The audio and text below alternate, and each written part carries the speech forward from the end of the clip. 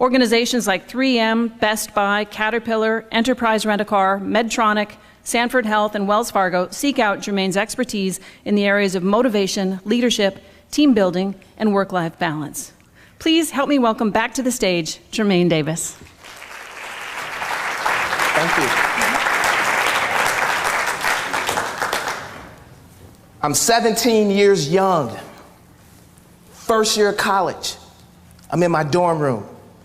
3:33 a.m. I get an excruciating pain in my stomach, and I feel like someone is stabbing me.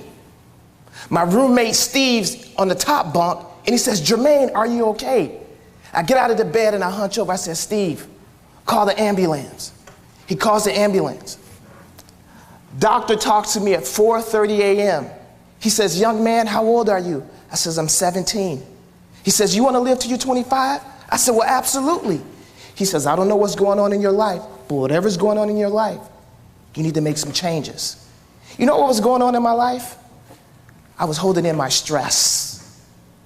I didn't know how to articulate and communicate the things that were painful in my life.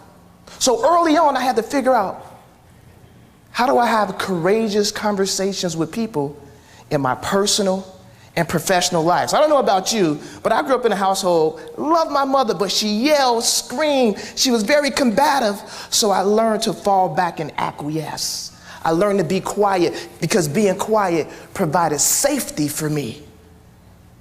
But it didn't teach me how to engage in the real world. So what I spend my time doing is going into organizations, working with managers, leaders, teaching people how to articulate what's going on in their head, in their heart. By show of hands, how many people ever wanted to say something to someone, but you held back? Thank you for being honest. Well, I'm going to give you some quick tips. A courageous conversation is a heart-to-heart conversation with someone that moves the relationship, the team, or the organization forward.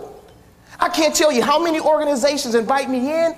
You got smart people, talented people, educated people, but yet they don't know how to communicate. So what do?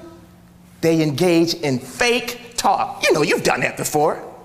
But see, you can't get results in organizations if you can't have real dialogue. You know, my mother used to tell me growing up in inner city Chicago, she would say, "Baby, tell it like it is. Call an ace and a spade a spade."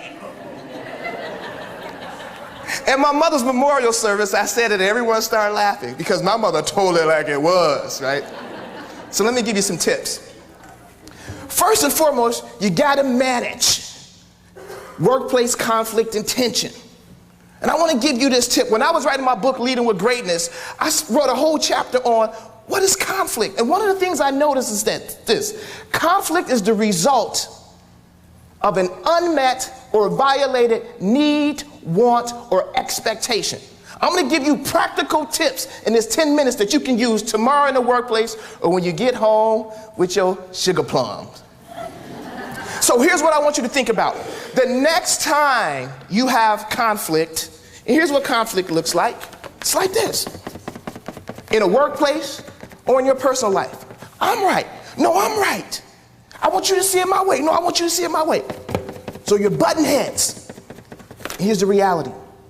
In order to begin to resolve conflict, one person must be emotionally mature to back down.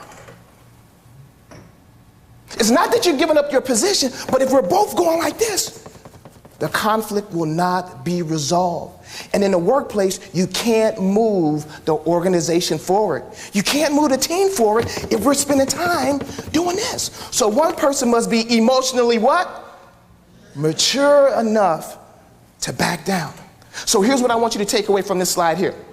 Every person, she or he, has needs, wants, and expectations. Here's what I mean by needs. Non-negotiables. These are the things you need in the workplace in order for you to do your best work. Now, I wish I had more time, but I'm an interactive speaker. So can someone give me one of their professional needs that you need from a colleague or a leader or manager in order for you to do your best work? Anyone? Recognition. Thank you. See, Dr. Phil told me to tell you this. I was hanging out with him the other day at Barnes & Noble. reading one of his new books. Yeah, we're cool like that. But I love this. Here's what Dr. Phil says. We teach people how to treat us. You got to teach your peers.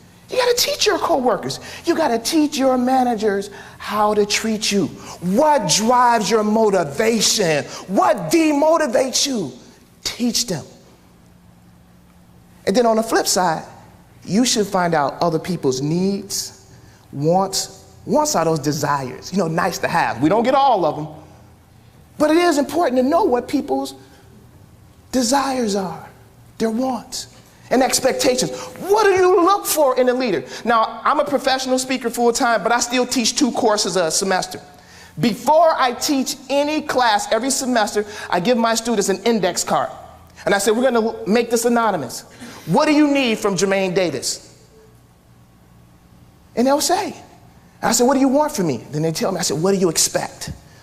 That gives me insight on how to work with them more effectively, to move from fake talk to real talk.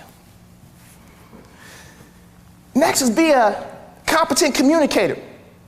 Here's the core.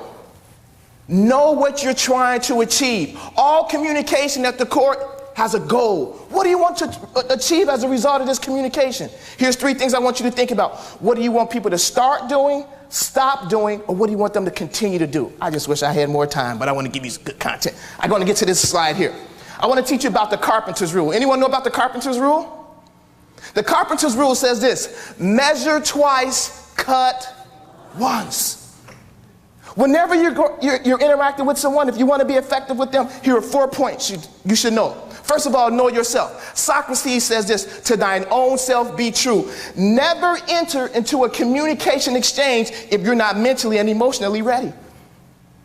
The right message at the wrong time leads to communication chaos and blunders. I'm going to say that again. The right message at the wrong time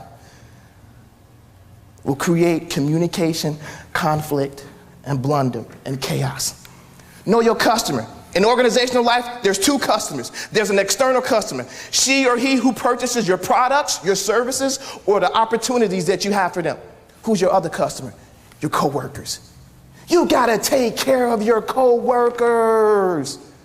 Why? Because they work with you to move the team forward. I love when Maya Angelou says this: I may not remember what you said to me. I may not remember what you did to me, but I will remember how you made me feel. See, feelings are facts. Feelings are facts. We had a speaker earlier today talk about this.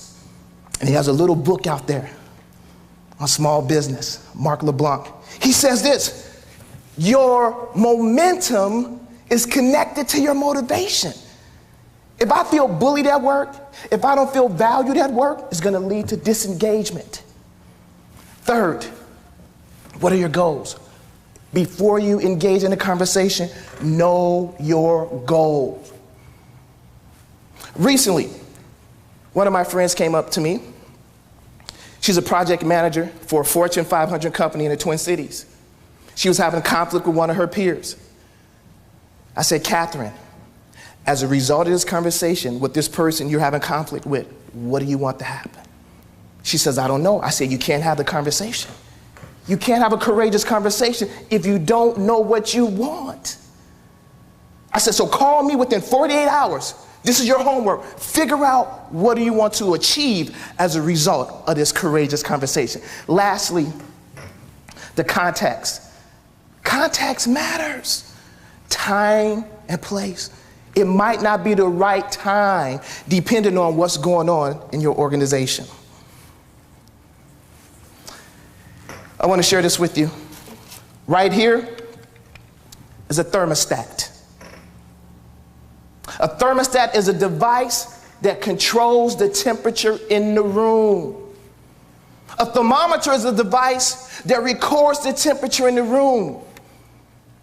Lead yourself first, as Bessie Buckley said to us earlier. Sometimes in organizational life, you have to be a thermostat, and sometimes you have to be a thermometer. What do I mean? Sometimes you gotta lead the charge. You gotta set the example. You teach people how you want to be treated. Other times as a leader, you sit back and you allow other people to lead.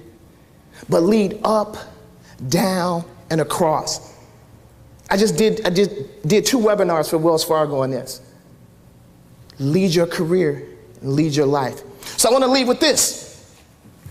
Abraham Maslow says this. I didn't get to everything, but Abraham Maslow says this. If the only tool you have inside your toolbox is a hammer, you'll begin to treat every problem like a nail.